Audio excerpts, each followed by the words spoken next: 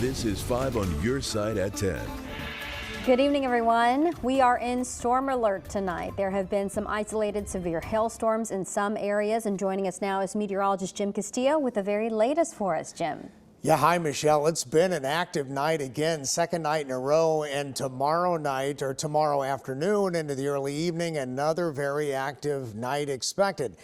Tonight it's been mainly hail. Here it is looking south, and this is looking toward Monroe County, Illinois, Randolph County, and St. Genevieve County in Missouri. And we've seen thunderstorm activity down there and even around Bloomsdale, quarter-sized hail, and you can see those thunderstorms still erupting down around there, but the latest warning is around Perryville. You can see the yellow polygon down there. Now I'm just taking off that rain and showing you the hail indicator, which is the blue and the purple. When you get the blues in there, we've seen hail as the size of about 1 inch in diameter. And then now putting back on the Doppler weather radar showing the lightning too. We've had very heavy downpours along Interstate 55 through St. Genevieve County, and then now down around Perryville with that latest warning and some wind gusts to about 60 miles an hour possible, along with that quarter-size hail. More showers and storms from Ramsey, Illinois to Kinmundy to Flora. Coming up in Maine weather, we'll talk about another chance of severe weather tomorrow afternoon. Michelle? All right. Thanks so much, Jim. Of course, a reminder that you can get the forecast sent to your phone. Just text the word weather to 314-425-5355. Well, pure evil. That is the way police in Buffalo, New York describe a shooting that left 10 people dead. And tonight they say it was a racially motivated attack, live streamed by the shooter. And that suspect now behind bars. Here is CNN's Cole Higgins with the latest details tonight. It was horrible, actually. It was really horrible. I'm still kind of shooken up. Grady Lewis in disbelief after what he witnessed while sitting outside of the Tops Friendly Markets Saturday. I seen the guy go in, Army style, bent over, just shooting at people, and I heard him shooting at people, and then I saw 3 people laying down. Mayor Byron Brown says the 18-year-old white male suspect traveled hours from outside of Buffalo to carry out the deadly shooting. At a supermarket, the mayor says he worked on bringing to the community. It's one that I patronize from time to time. My family patronizes from time to time. And some of the victims of this shooter's attack are people that all of us standing up here know. 13 people shot, 4 of them store employees, including a security guard who engaged the suspect at the front door but was killed. He was very heavily armed. He had tactical gear. He had a tactical helmet on. He had a camera that he was live streaming what he was doing. Investigators are reviewing a purported manifesto posted online in connection with the shooting probe. That's according to 2 federal law enforcement officials. The shooting is being investigated as a hate crime. This white supremacist who just perpetrated a hate crime on an innocent community will spend the rest of his days behind bars. And heaven help him in the next world as well. The suspect swiftly arraigned for first-degree murder Saturday night. Carries with it a sentence of life without parole, the highest punishment we have in New York State. I'm Cole Higgins reporting. The suspect will be in court again on Thursday morning. Tonight, we are learning more about 2 shootings in North St. Louis. Police say a woman was killed around 6 at St. Louis and Vandeventer. An 18-year-old who was shot nearby was dropped off at this location by a friend. That man was taken to the hospital. No word on whether these 2 shootings are related. Right now, St. Louis police are investigating a shooting that left a teenager dead. This happened about 6 hours ago on Minnesota Avenue in South City. Police say a 16-year-old girl was found shot in the stomach. We're trying to learn more from police, and we'll update you as soon as we get that information. Well, we've got new information tonight about a car crash that killed several family members. It happened 8 days ago in West St. Louis. Only on 5 on your side tonight, family members tell our Robert Townsend a 5th loved one has now died as police continue searching for a teenage suspect. I never experienced anything like this. An overwhelmed Eleanor Simmons wishes the unbearable pain was just a bad dream, but it's not. Losing my family members is tremendous. Simmons says last Friday night her loved ones finished grocery shopping and her son Ephraim Simmons was taking his relatives home. Police say the Simmons family traveled north on Pendleton in Ephraim's Kia minivan. Investigators say 3 teenagers in a stolen Jeep Cherokee were attempting to evade police at a high rate of speed when they crashed into the family at the intersection of Del Mar and Pendleton. I am been stressed out because of all of this. 4 of the 72-year-old matriarch's family members were instantly killed. The victims, her 52-year-old daughter, Angelique, her sons, 47-year-old Ephraim, 44-year-old Luther, and her 34-year-old granddaughter, Rhonda. Eleanor Simmons' 3 great-granddaughters, 15-year-old Anijah Wallace, 11-year-old Takara Thompson, and 8-year-old Trinity Thompson suffered injuries. Monday, the family's 5th loved one, Takara, died at a hospital. I'm just hurt that I won't be able to see my children. I won't be able to hug them. I'm preparing right now for 5 funerals. Police arrested 2 teens after the crash. They say the young driver of the stolen Jeep ran off. This week, I emailed a spokesperson for the St. Louis Police Department to see if there's been any update in this case. I was told not at this time. So that means more than 1 week after the crash, the teenage driver who hit the Simmons family has not been arrested. I really do hope they catch him, or this person just turned himself in. Meantime, this grief-stricken great-grandma tries to remain strong. I'm standing on the strength of God. Robert Townsend, 5 on your side. And we should mention that Simmons is grateful for some good news. Her 8 and 15-year-old great-granddaughters are now out of the hospital. From coast to coast, today, thousands of people gathered for the so-called Bands Off Our Bodies rallies. These comes after a leaked draft opinion shows the Supreme Court possibly overturning Roe v. Wade. And this is what it looked like this afternoon in Washington, D.C., Chicago, Atlanta, and New York City. There were also counter demonstrations in response to this. A final decision from the Supreme Court is expected in late June or July. Stand up! Fight back! Stand up! Fight back! Hundreds of people also rallied today right here in downtown St. Louis for abortion rights. This was at Keener Plaza around noon. Advocates say that we talked to say it is important not to back down, especially right now. While many were there to support abortion rights, there were others in opposition. We must stand up for each other, for our neighbors, for everyone, to make sure that women continue to have the right to make a decision about their own body and what their family looks like. I'm out here today to speak on this great tragedy that's happening here. The murder of embryos and the murder of fetuses. If Roe v. Wade is overturned, Missouri is one of 22 states that would ban abortions. More than a year after riots at the St. Louis City Justice Center, our I-Team looks into the progress being made and the work that still needs to be done. Feel like you're paying too much for internet? Our Verify team explains how you could lower the bill. Keep the summer clothes handy. Above average temperatures are in the extended forecast, and tomorrow we may see a few strong or severe storms. Details coming up. Well, there's a new program for low-income Americans meant to help pay for the internet. Adiende Till with our Verify team explains how to apply. On May 9th, President Joe Biden announced the Affordable Connectivity Program, offering discounted high-speed internet for tens of millions of Americans with low income. The $14.2 billion program provides $30 monthly internet subsidies and $75 monthly subsidies in tribal areas for lower-income households. People are eligible for the program if their income is 200% or less than the federal poverty guidelines, which is about $27,000 for a one-person household or $55,000 for a four-person household in most states. Households can also qualify for the ACP through participation in some federal programs, like Medicaid, SSI, SNAP, and WIC, among others. Verify viewer Deborah texted the team to ask how to sign up for the program. So let's verify. Do eligible Americans need to apply for the Affordable Connectivity Program to get discounted internet service?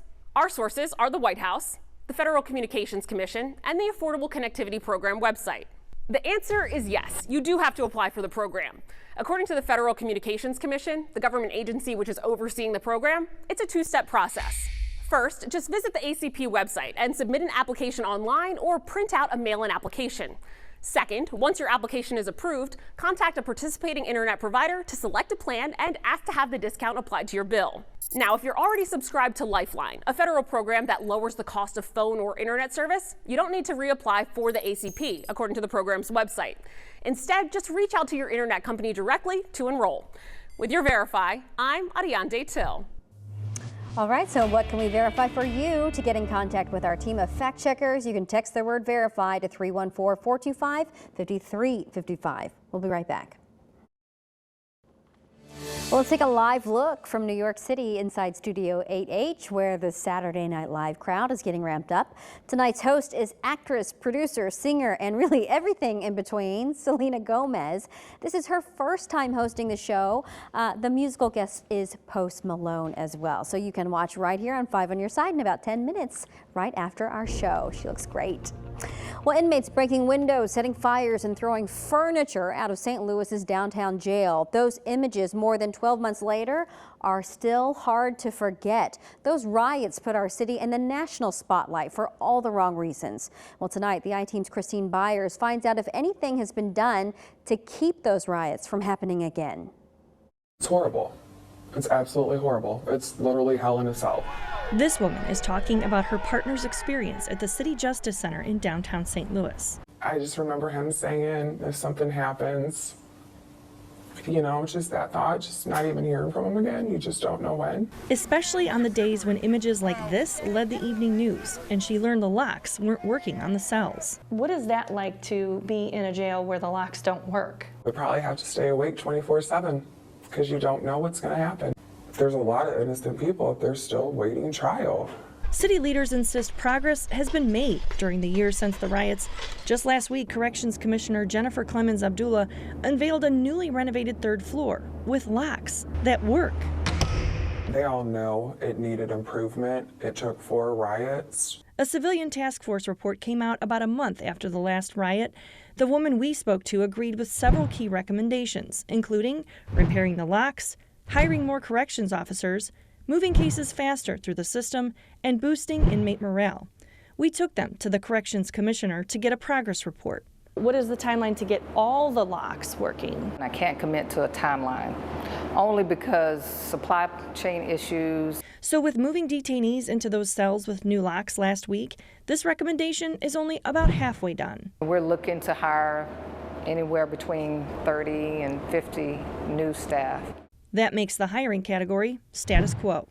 The woman we spoke to also said inmates rioted because of slowdowns at the St. Louis Circuit Attorney's Office during the pandemic. They've had enough. You're sitting here waiting trial for so long that they're not even convicted. They're charged just waiting. In March of 2021, St. Louis Public Defender Matthew Mahaffey said people were waiting an average of 146 days in jail for probable cause hearings. The last numbers we got in October of 21 said that it is worse. It was now 178 days at that point. Mahaffey said people should get hearings within 30 to 60 days, and sitting in jail for months takes a toll. Things like rent being foregone, car payments, the ability to have a job, where they can live. Gardner's office issued a statement saying in part it is dedicated to ensuring the safety of witnesses, victims, and the public while balancing the rights of the accused in an effort to seek justice. The moving cases faster category got worse. As for inmate morale, Abdullah Clemens said she created a more nutritional menu and new technology will help too. We're giving the inmates, the detainees, radios so they can listen to the TV. Boosting inmate morale? Progress. For detainees and their loved ones, any change is a step in the right direction. It's a start. I think they got a long way to go. Well, those upgrades will cost taxpayers. The Corrections Commissioner tells us it will take about $20 million to get the entire facility operational with locks that work. On top of that, the city has 10 private security guards working, costing about $100,000 a month. Well, tomorrow is the Annie Malone May Day Parade. It starts at 1 o'clock on Market Street in downtown St. Louis. If you can't go in person, don't worry, we got you covered. We're going to live stream it for free. Just download the KSDK app on your Roku or Fire TV. 5 on Your Side is the exclusive media partner. But But there's more, because we are a little worried about the weather tomorrow, right, Jim? Absolutely. We need to stay weather aware. Again, a chance of severe weather tomorrow, and it looks a little bit more active tomorrow than what we had tonight. And tonight was active too. Last night was even more active than tonight, and this is the result. That silver dollar size hail. Mary Richards sent this in from Steelville. We had that tonight. Belgrade had golf ball size hail about 735. That's in Washington County, Missouri.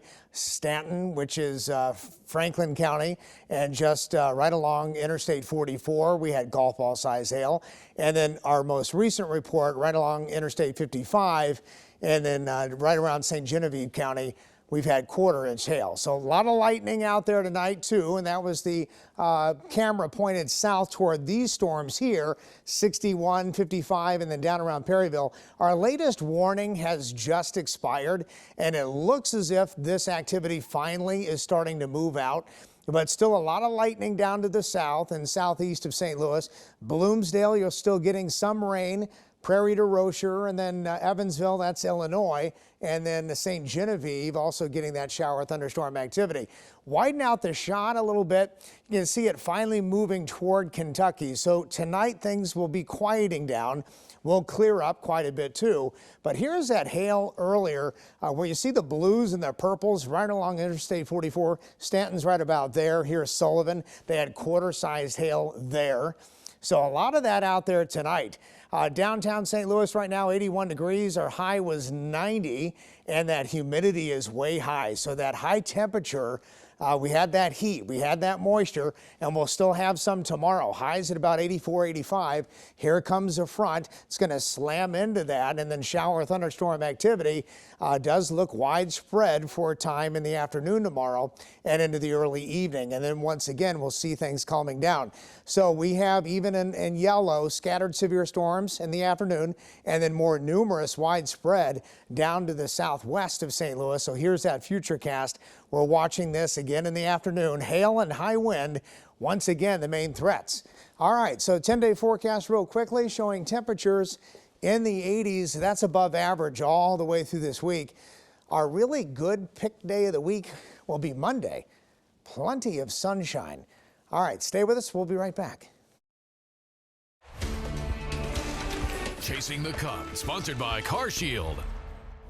There are 5 Game 7s across the NHL this weekend, which is the most since 1992. The Blues were one of 2 teams to close out the first series in 6 games. Colorado did it in 4. Now the Blues face Colorado after being swept by the Avs in the first round last postseason. Shutting down Kaprizov was the answer in the first series, and it won't be that simple in Colorado. Nathan MacKinnon has Kaprizov ability, but is 100 pounds heavier. MacKinnon, Landeskog, and Rantanen combined for 96 goals this season, not to mention defenseman Cale Makar, who had 28 goals of his own. Greg Berube says getting swept by the Avs last season left a bad taste in their mouth.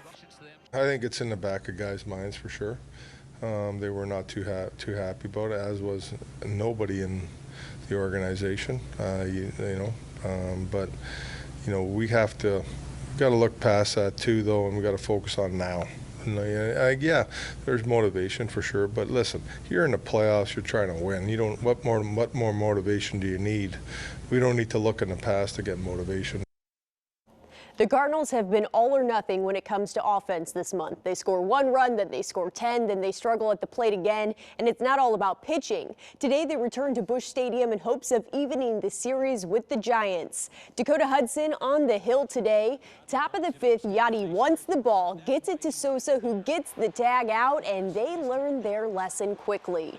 Guards with a 1-0 lead when Tommy Edman crushes one to the Redbirds bullpen for a solo shot and a 2-run lead. Ryan Helsley delivered another scoreless 1 2/3 innings today, striking out 21 of 36 batters this season, which is the best in baseball. Later on in the 7th inning, it's Nolan Arenado who approaches the plate, rips one to left field. It will drop, and the Cards seal the deal. Final score 4-0. The Cardinals manager Ollie Marmol says it's a step towards getting out of this funk.